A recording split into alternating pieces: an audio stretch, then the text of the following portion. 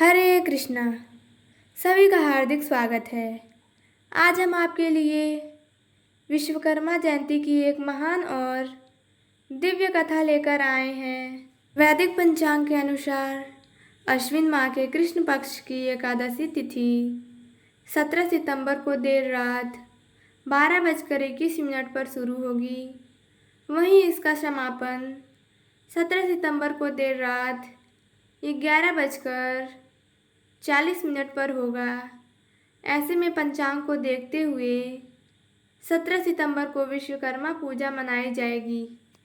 अब हम जानेंगे विश्वकर्मा पूजा का महत्व। भगवान विश्वकर्मा को सृष्टि के सभी यात्रियों और स्थापत्य कार्यों का जनक माना जाता है। उन्होंने सर्वलोक, द्वारिका नगरी और इंद्र के वज्र सहित कई दिव्य रचनाओं का निर्माण किया। यह त्यौहार शिल्पकारों, कारीगरों, इंजीनियरों और मशीनों से जुड़ी कार्यस्थल के लिए विशेष महत्व रखता है। इस दिन लोग अपनी मशीनों, औजारों और कारखानों की पूजा करते हैं ताकि उनके काम में बरकत बनी रहे। अब हम जानेंगे पूजा विधि। पूजा से पहले सभी औजारों, मशीनों और कार्यस्थल की अच्छी तरह सफाई करें। सुबह जल्दी उठकर स्नान करें और पूजा का संकल्प लें। एक वेदी पर भगवान विश्वकर्मा की मूर्ति स्थापित करें। पूजा में फल, अक्षत, रोली, चंदन, हल्दी, दीपक, धूप, फल और मिठाई आदि चीज़ें शामिल करें। सबसे पहले गणेश जी की पूजा करें, फिर भगवान विश्वकर्मा को तिलक लगाएं और फूल माला अर्पित करें।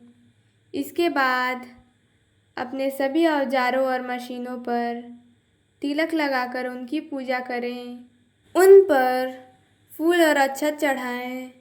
भगवान विश्वकर्मा के मंत्रों ओम विश्वकर्मणाय नमः का जाप करें। पूजा के अंत में भगवान विश्वकर्मा की आरती करें और प्रसाद चढ़ाएं। पूजा के बाद प्रसाद बांटें और गरीबों को दान दें। तो आइए श्रद्धा और मनयोग के साथ सुनते हैं विश्वकर्मा जयंती की ये परम मंगलाय कथा। प्राचीन समय की बात है। मुनि विश्वामित्र के बुलावे पर मुनि और सन्यासी लोग एक स्थल पर एकत्र हुए सभा करने के लिए। सभा में मुनि विश्वामित्र ने सभी को संबोधित किया। मुनि विश्वामित्र ने कहा कि हे मुनियों, आश्रमों में दुष्ट राक्षस यज्ञ करने वाले हमारे लोगों को अपना भोजन बना लेते हैं, यज्ञों को नष्ट कर देते हैं, जिसके कारण हमारे पूजा पाठ, ध्यान आदि में परेशानी हो रही है। इसीलिए अब हमें तत्काल उनके कुरीतियों से बचने का कोई उपयोग अवश्य करना चाहिए। मुनि विश्वामित्र की बातें को सुनकर वशिष्ठ मुनि कहने लगे कि एक बार पहले भी ऋषि मुनियों पर इस प्रकार का संकट आया था। उस समय हम सब मिलकर ब्रह्मा जी के पास गए थे। ब्रह्मा जी ने ऋषि मुनियों को संकट से छुड़ाकर पाने के लिए उपाय बताया था। ऋषि लोगों ने ध्यानपूर्वक वशिष्ठ मुनि की बातें को सुना और कहने लगे कि वशिष्ठ मुनि ने ठीक ही कहा है, हमें ब्रह्मा देव की ही शरण में जाना चाहिए।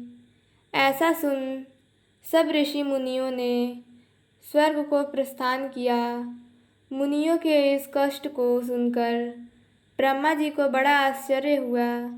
ब्रह्मा जी कहने लगे कि हे मुनियों, राक्षसों से तो स्वर्ग में रहने वाले देवता को भी भय लगता रहता है, फिर मनुष्यों का तो कहना ही क्या, जो बुढ़ापे और मृत्यु के दुखों में लिप्त रहते हैं। उन राक्षसों को नष्ट करने में श्री विश्वकर्मा समर्थ है। आप लोग श्री विश्वकर्मा के शरण में जाएं। इस समय पृथ्वी पर अग्नि देवता के पुत्र मुनि अंगिरा याज्ञों में श्रेष्ठ पुरोहित हैं और जो श्री विश्वकर्मा के भक्त हैं वही आपके दुखों को दूर कर सकते हैं। इसीलिए हे मुनियों, आप उन्हीं के पास जाएं। सूत जी बोले, ब्रह्मा जी के कथन के अनुसार मुनि लोग अंगिरा ऋषि के पास गए। मुनियों की बात को सुनकर अंगिरा ऋषि ने कहा, हे मुनियों, आप लोग क्यों व्यर्थ में इधर उधर मारे मारे फिर रहे हैं। दुख दूर करने में विश्वकर्मा भगवान के अतिरिक्त और कोई भी समर्थ नहीं है। अमावस्या के दिन आप लोग अपने साधारण कर्मों को रोककर भक्तिपूर्वक श्री विश्वकर्मा कथा सुने और उनकी उपासना करें। आपके सारे कष्टों को विश्वकर्मा भगवान अवश्य दूर करेंगे। महर्षि अंगिरा की बातों को सुनकर सभी लोग अपने अपने आश्रमों को चले गए। तत्पश्चात अमावस्या के दिन मुनियों ने यज्ञ किया। यज्ञ में विश्वकर्मा भगवान का पूजन किया, श्री विश्वकर्मा कथा को सुना, जिसका परिणाम यह हुआ कि सारे राक्षस भस्म हो गए। यज्ञ विघ्नों से रहित हो गया, उनके सारे कष्ट दूर हो गए।